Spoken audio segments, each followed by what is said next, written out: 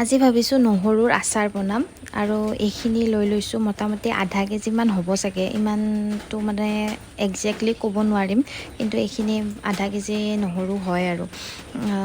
নহৰুখিনি ধুনীয়াকৈ বাকলি চেলাই লৈছোঁ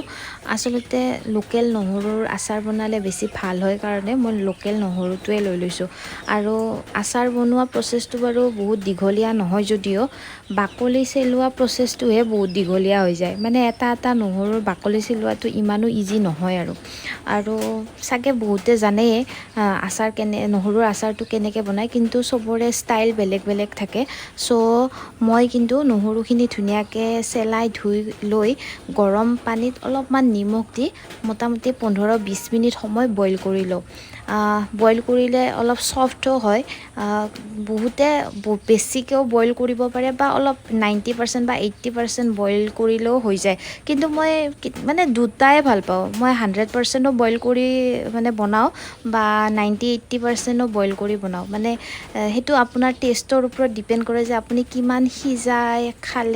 সিজালে নহৰুটো খাই ভাল পায় আচাৰটো খাই ভাল পায় আৰু মই এই এটা কাঁচৰ বটলত এইখিনি হৈছে বাঁহৰ গাজা আৰু নহৰু এনেকৈ অলপমান বহুত বেছি তেল নিদিওঁ অলপমান মিঠাতেল গৰম কৰি দি লৈ 2-3 দিন থৈ দিম এনেকৈয়ে থৈ দিম টেমা মানে এইটোত আচাৰৰ বটলটোত ভৰাই পিনে থৈ দিম মই বেছি আৰু একো মা মছলা ব্যৱহাৰ নকৰোঁ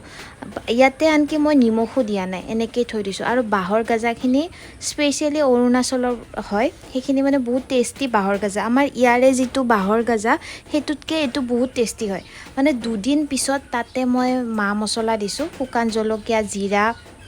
তাৰপিছত চপ কালজিৰা এইখিনি গোটেইখিনি দি ৰংগুড়া দি মিক্স কৰি লৈ